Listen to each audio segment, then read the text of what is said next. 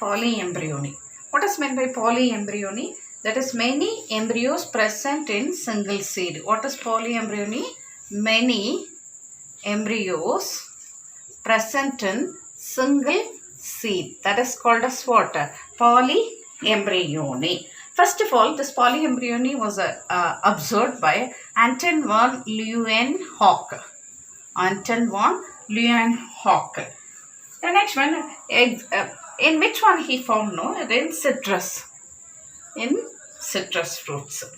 Polyembryony is commonly found in gymnosperms.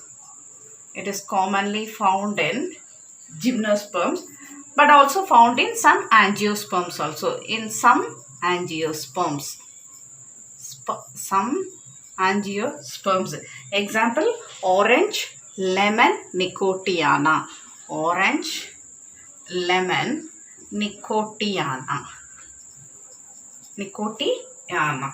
Okay, now let us see the types of polyembryony. First one is cleavage polyembryony. What is the first type? Cleavage polyembryony. Example for this is orchids. Due to cleavage, many embryos are formed. Then second one is formation of embryo. Second type is formation of embryo by cells of them. Formation of embryo by cells of the embryo sac. By cells of the embryo sac other than the egg. Other than the egg. This is the second type, that is formation of embryo by cells of the embryo sac other than egg. Let us see the example. This antipodals. Usually antipodals degenerate, but antipodal forms what? Embryo in which plant? Palmus. The next one is endosperm. Endosperm. Example is Balanophora. Example, Balanophora. Then third, synergid. Synergid, Aristolochia. Aristolochia.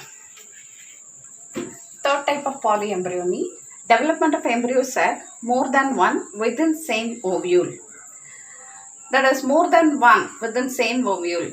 That may be derivative of same megaspore mother cell or derivative of two or more megaspore mother cell. Fourth type is activation of some sporophytic cells, that is the nucellus or integument can form what? Embryo. Example, citrus. Next we will see practical application of seeds. So seedlings which are formed from new cell or tissue, example citrus or beta clones. Many clones can be produced that will be beneficial for that is orchards. Embryos derived from polyembryony or virus free, that is very important, that is embryo derived by means of polyembryony or virus free. Next one we will see parthenocarpy. What is meant by parthenocarpy? That is development of fruit without fertilization is called as parthenocarpy. This was observed by Nitschke in the year 1963. Parthenocarpy can be classified into two types. Genetic parthenocarpy, then environmental parthenocarpy. What is meant by genetic parthenocarpy? That may be due to hybridization or mutation. Genetic parthenocarpy can be due to hybridization or mutation. Hybridization or mutation. Example, citrus. The next, environmental. That may be due to frost, fog, low temperature or high temperature. These induces parthenocarpy. That is low temperature. For example, 3 to 19 hours can induce parthenocarpy in which plant? No, pea plant. Chemically induced parthenocarpy. Chemically induced parthenocarpy. Parthenocarpy. What is used now? Auxin and gibberellin. By using this hormone without fertilization, fruits can be produced. Now next let us see structure of seed. Now let us see structure of seed. See what is seed? Ripened ovule or matured fertilized integumented megasporangium. What is seed? It's a ripened ovule or matured fertilized integumented megasporangium. Then what is mean by kernel? All structure present inside the seed coat is called as kernel. உதாரணமாக கடலை பருப்பு இருக்கு இல்லையா, அந்த கடலை அந்த தோலை உரிக்கும் போது உள்ள பருப்பு இருக்கு இல்லையா, அதைத்தான் நம்ம என்னன்னு சொல்லுவோம்? கர்னல் சொல்லுவோம். So what is mean by kernel? All the structure present inside the seed coat is called as what? Kernel. Seed has three parts: integument,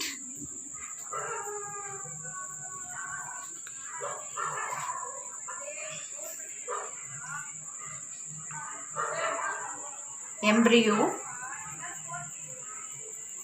endosperm. These are the three parts of seeds. What are the three parts of seed?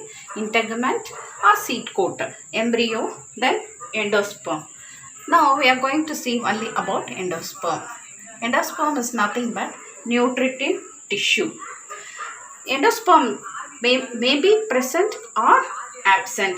Based on this, it is classified into two types. First one is non-endospermous. Non-endospermous. Second one is endospermous. What is the first one?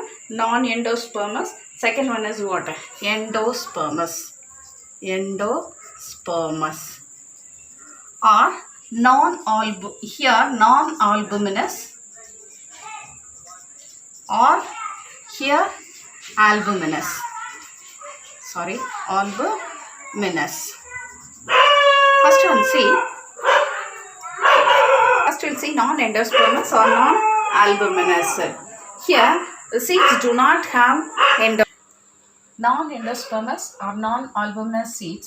They do not have endosperm. Then what happened to the endosperm? The endosperm are absorbed by embryo during development, and it is stored in cotyledon. And where this is stored? It is stored in cotyledon.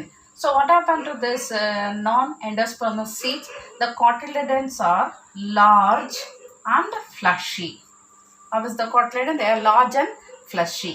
Example, capsella and most of the dicotyledons, that is grams, peas, bean. Okay. Then next, exception is castor. Castor is endospermic. Keep in memory, castor is endospermous. Castor comes under endospermous. The next non-endospermic monocot example is orchid.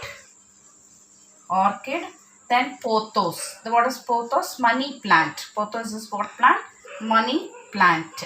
Then Vallisneria, Alisma, Amorphophallus. Okay, next we'll see endospermous or albuminous. Food is stored in the endospermous. Then the endospermic tissue is utilized during germination. So what happened to the cotyledon? The cotyledon is thin and membranous. How is the cotyledon? Thin and membranous. Thin and membranous. Mostly it is found in monocot seeds. Example, wheat, rice, coconut, barley and maize. But orchid seeds are non-endospermous. Keep in memory, orchid seeds are non-endospermous. Okay, then in dicot example for this endospermous, castor, papaya, cotton. Monocot already has said, that is maize, rice, wheat, coconut, then barley. Favorable conditions occur, the seeds start germinating. There are three types of germination: One is apigeal germination, then hypogeal germination, and the special type is vivipary. Vivipary. First we'll see apigeal germination. What is apigeal germination? Due to the growth or elongation of hypocotyl, which is pushed out of the soil, no, cotyledon. Cotyledon is pushed out of the soil. That is called apigeal germination. Example for apigeal germination, that is capsula, castor, tamarind, bean. And in some cases, the cotyledons which is pushed above the ground become green leaf-like structure. They become green leaf-like structure and perform what function? No, photosynthetic function till the seedling become independent. The next one is hypogeal germination. Here, due to growth of epicotyl. See, in hypogeal germination, growth or elongation of hypocotyl. Epigeal germination, growth or elongation of hypocotyl. In hypogeal germination, growth of epicotyl. What comes out? No, plumule comes out of the ground. Then what happened to the cotyledon? Cotyledon remain underground. In apigeal germination, the cotyledon is pushed out of the soil. It comes above the ground level. But here, it is found below the ground. It remains underground. This type of germination is mostly found in monocotyledons and few dicotyledons. Example, maize, rice, wheat, coconut, grams, peas, peanut and mango. Then next one, a special type of seed germination is vivipary. What does mean by vivipary? Giving birth to young ones directly. Usually we have learned in zoology, that is known as viviparous. This type of germination, special type of seed germination is found in that is characteristic of which vegetation? No, mangrove vegetation. It's a characteristic of which vegetation? Mangrove vegetation. These plants are found in muddy or saline condition. Example for this is Rhizophora, Avicennia, then Ceriops, Brigera, then Soneraceae. These are example for vivipary. See, there is no resting period for the embryo. Why no? Because germination occurs inside the fruit, while the fruit is attached to the parent plant itself. So this type of germination is otherwise called as in situ germination. In situ, because it takes place within the fruit. So it is in situ germination, or otherwise called as viviparous germination or vivipary.